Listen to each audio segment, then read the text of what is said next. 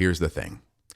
In Pope Leo's pontificate, he is going to face the very real possibility that under his watch, a huge percentage of parishes are basically going to collapse. And on the flip side, the places that are going to be growing are going to be the places where they offer the traditional Mass, more or less. There's no way around this. It's mathematically certain.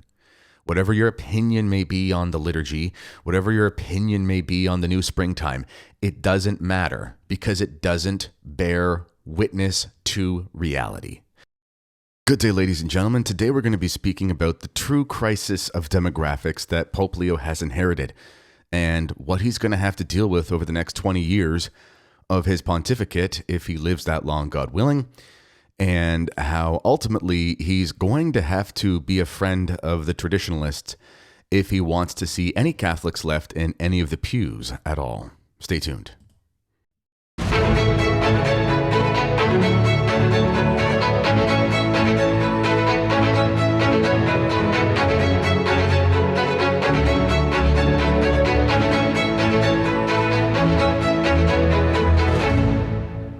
All right, I like to get the business out of the way. If you are going to be looking to sell your house or move anytime soon, check out realestateforlife.org. They'll hook you up with a Catholic real estate agent who shares your values. And if you use a cell phone, which you probably do, then you should probably start paying a company who doesn't hate you and sign up with iCatholic Mobile. And why do I say the other companies hate you? Well, because they're just big secular companies that support all the nonsense. Where if you sign up with iCatholic Mobile, they actually give money to traditional religious endeavors, supporting priests and nuns and so forth. And I did hear that if you do sign up and tell them Kennedy sent you or use the coupon code Kennedy, then you will actually get a free book in the mail. So check out iCatholic Mobile. The link for that is underneath. All right, so the SSPX posted an article on their news website. I'm going to bring that up for you here. It's called When the Faith is No Longer Passed On, a Pew Research Center survey. My only gripe with the article is they spelt center wrong. It's actually R-E. Haha. It says more than 1 in 5 adults have abandoned their religion, particularly Christian, in which they were raised. This is the striking finding of the latest large-scale Pew Research Center survey. This finding highlights the rupture in the transmission of the faith within Catholicism. On March 26, 2025, the Pew Research Center, PRC, published a major study that sheds light on a phenomenon. As subtle as it is profound, in many corners of the globe, adults are turning their backs on the religion of their childhood. This survey is based on the testimonies of 80,000 people in 36 countries. Its findings paint a picture of a world where traditional spiritual ties are crumbling, giving way to a mosaic of individual journeys.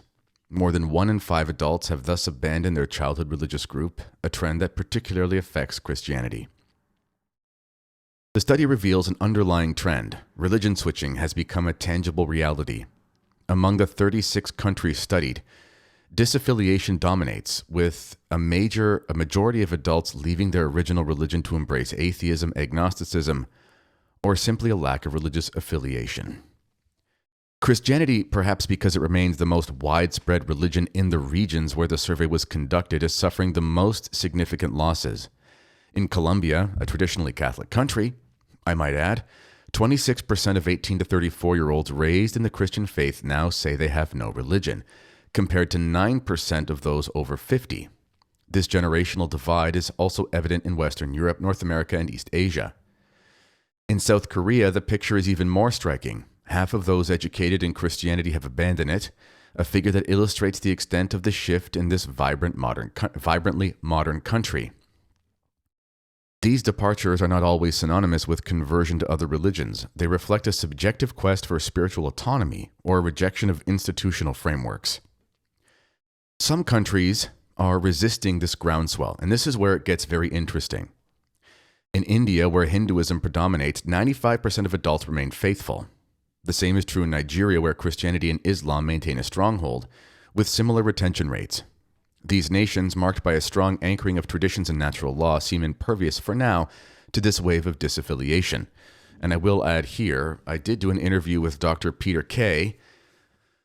Kwasniewski, about a book that his publisher Osiusti published, wherein they talked about sort of the myth of the thriving African Catholicism.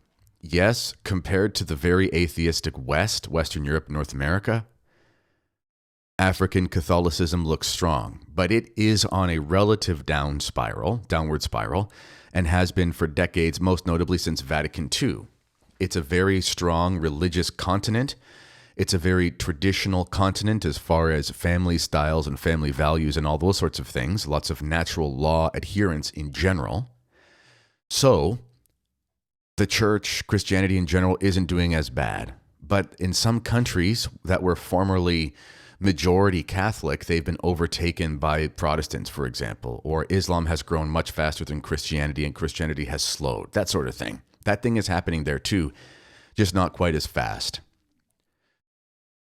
The causes of this disaffiliation, according to the article. So what are the reasons for this rupture? Well, the PRC outlines some possible explanation. Age plays a major role. Young adults are more affected by secularization. In Colombia, the difference between 18 to 34-year-olds and their elders is striking, suggesting that modernity and the inability of previous generations to transmit the faith, both clergy and laity, have played a key role in the spiritual transformation. I want to stop there for a sec. Let's repeat that. The difference between 18 and 34-year-olds and their elders is striking, suggesting that modernity and the inability of previous generations to transmit the faith, both clergy and laity, have played a key role. So, what has happened that's made it so different for 18 to 34-year-olds? I'm a 37-year-old, so I'm almost in this group. And why is it the case that the younger generation in most places in general is going off away from religion, whereas the older generation is retaining it more than the younger? What did the older ones do that affected how the younger ones got it? Well, let's continue, because there's going to be some answers to that in this article, or some suggestions. The PRC study emphasizes that the greatest number of abandonments are found within Christianity. So the most leaving of religious affiliation is within Christianity. But recent church statistics show that Catholicism is following a slightly upward trend in relation to global population growth. This increase is due to African and Asian countries, which are not experiencing the same degree of secularization as the West. So in places where the birth rate is high, Catholicism is still improving in absolute numbers, which makes sense. Conversely, Islam displays notable resilience. In Muslim-majority countries like Nigeria or Indonesia, departures are rare, often offset by conversions. The reason lies in the strong identity specific to this religion, a characteristic that contrasts with the accommodation to the world that a whole sector of Christianity, Catholicism at the forefront since Vatican II, has sought to adopt. It appears once again that the less faithful a religion is to its traditions, this is the key, the less it provides an identity, thus losing its appeal. Proponents of progressive ideology will likely want to turn their backs on reality and console themselves by arguing that the study of the PRC simply signifies a transition to new forms of spirituality, where the quest for meaning is now conjugated in the singular. On the other hand, Catholics attached to their religion will see it more as a call to return to the doctrinal, moral, and liturgical fundamentals of the Church, the sure guarantee of an authentic transmission of the faith. And this is the kicker right here at the end of the article. Catholics attached to their religion will see it as a call to return to tradition. And this is exactly what I wanted to talk about ultimately, is I want you to think about your average parish. What is it like? I mean, besides certain thriving parishes that happen to be thriving with very traditional or conservative-minded religious communities, even in charismatic communities, even in charismatic settings, you're seeing trends that are common in the church as a whole. And you're starting to see a lot more gray hair. And this has been the case for a while. Well, let's think about the demographics we're dealing with. Well, basically, we're dealing with the boomer generation. And how old is the boomer generation? Well, roughly, the boomer generation basically goes from near the end of World War II to around 1960, roughly speaking. After that, you start to get into Gen X. There's a little bit of overlap. So basically, Pope Leo, who is about 70 years old, is on the lower end of the boomer generation. And Pope Francis, who just passed away, may God rest his soul, was on the highest end, although he might be a little older than Boomer. Depends how you do the numbers. Point being, Boomers have about 15 to 20 years left, all told, on this earth as a generation. Boomers represent the majority of people who go to most parishes in the Western world. If you go to a traditional parish, which is usually like one of the 20 parishes in your city or something like that, or maybe less, you'll notice that there is a huge crying room, or a crying room that's stuffed to the gills because it's not big enough, that you have way more baptisms than you do funerals every year. I know at my chapel, which is by no means big, but we have about 150 parishioners or so. We've had a few funerals in the 2 or 3 years that we've had this chapel, that it's been open.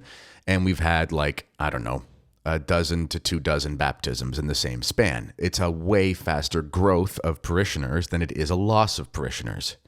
There are plenty of elderly people who are part of the parish, but there are way more people at the bottom. And that's how populations historically have tended to grow. If you think about it in basic mathematical terms, you have 2 parents, and then those 2 parents have, let's say, 8 kids, and then those 8 kids find a spouse, and then those 8 kids and have 8 kids or whatever, and you average it out and you start to have this pyramid. So the growth underneath, or the generations underneath the older generations, are much more numerous. This is how populations grow. And the faith historically has grown like this as well, both from birth rate and from spiritual adoption, from conversion. Well, it's no secret that in the Novus Ordo, this has been largely stunted, if not stopped altogether in some places. And therefore, what you're going to see at your average Novus Ordo parish, which is just the uncomfortable facts, whatever you may think about the liturgy, what you are going to see is a continual loss of parishioners, which means you're going to have empty churches and have to either sell the buildings or amalgamate the congregations, etc. And the only places where you're going to see consistent growth are the parishes where they hold fast to the traditional religious values. There's no way to avoid this demographic cliff. Pope Leo is going to face this cliff in his papacy with his very generation. There is no amount of synodality, there is no amount of collegiality, there is no amount of new springtime, there is no amount of new mass, there is no amount of new anything that's going to avoid this. You can't reverse the trend. The Novus Ordo paradigm, basically personified by the boomer generation, and I'm not picking on boomers here because that's just a generation. Many people are great, but we're just talking in general specifics or general statistics. That generation is very top heavy on the scale of the society, both in and outside the church, because they didn't procreate very much and they came from families who procreated a lot. Their children, largely speaking, did not keep the faith because most of them, not all, most of them adopted secularism and post-Christian Western values, which meant that they just didn't pass it on in places that adopted that. It hasn't happened fully in places like Africa, but it is happening in places like Africa, just slower. So it's not a golden age over there. It's not a paradise. There are many issues. And they've noticed in Africa, if you talk to people, Nigerians and stuff, and I have some contact with some, it's obviously much more conservative religiously in general. But, we've noticed the slackening of religious discipline in the West with the adoption of a lot of really anti-nature lifestyles, let's put it that way. Whereas in Africa and sub-Saharan Africa, they've just had different problems creep in. So now there are bishops who are trying to accompany their people and considering things like polygamy and so forth. So still things that are against the faith, but it's just not the same thing that's happening in the West. And that's a real problem over there. They have a huge problem with promiscuity in a lot of places as well. It's not a golden age. So here's the thing, my friends. Here's the thing. In Pope Leo's pontificate, he is going to face the very real possibility that under his watch, a huge percentage of parishes are basically going to collapse. And on the flip side, the places that are going to be growing are going to be the places where they offer the traditional Mass, more or less. That's a fact. There's no way around this. It's mathematically certain. Whatever your opinion may be on the liturgy, whatever your opinion may be on the new springtime, it doesn't matter because it doesn't bear witness to reality. The reality is that the new springtime is on life support, and tradition is the only place where the church is growing. And if we go back to this study that we read, you'll notice how it talked about how in countries that are pagan, for example, they're not noticing a loss of religious affiliation when they keep their traditions. That doesn't mean that their religion is good, but it just shows that the architects of the new springtime are so absurdly out of touch, and they all like to talk about religious diversity and ecumenisms and stuff, and they can't even see that in the false religions, the people are traditionalists, the ones that keep their religion. You just don't keep your religion if you're not a traditionalist in the long run. It just doesn't happen. Even the infidels, even the pagan religions, they're holding on to their religions because they haven't gotten rid of their traditions. And what happens, you'll notice that when these people move from these places to secular countries, what they usually do is they either hold fast really tightly and get into insular communities, or they adopt the Western values, and then within a generation or two, they lose their religion too. If you don't hold fast to tradition, it doesn't matter what religion or identity you have, you end up losing it. You only keep it if you hold fast to tradition. We are traditional beings. That's what we are. Obviously, certain things change, and that's fine, but we hold fast to tradition if we hold fast to anything that defines who we are. So Pope Leo is going to have to face the fact that if he wants there to be anyone left in the pews in 20 years, and I know the church will not crumble like in the ultimate sense, and I know the gates of hell will not prevail, but we're just speaking practically here, and there is an administrative practicality to the papacy and all bishops. I mean, they have to deal with this. If they want there to be anybody left in the pews, then they're going to have to stop beating the trads over the head with a stick, because they're the only ones who are willing to go to the lengths necessary to fill the pews with more Catholics by putting in the hard work and sacrifice. It's those mean old rotten trads who are so backwards and rigid. They're the ones who are willing to be so self-sacrificial that they'll actually have a bunch of children, love them and raise them and try to get them to heaven. Imagine that. So Pope Leo is facing quite the demographic cliff that is going to be a reflection of his own generation. And we're going to have to wait and see how it turns out. But if he doesn't embrace the traditional communities and doesn't facilitate their growth, then he can say bye-bye to probably 50 to 80% of parishes on earth, if you think about it. All right, ladies and gentlemen, that's all I got for you.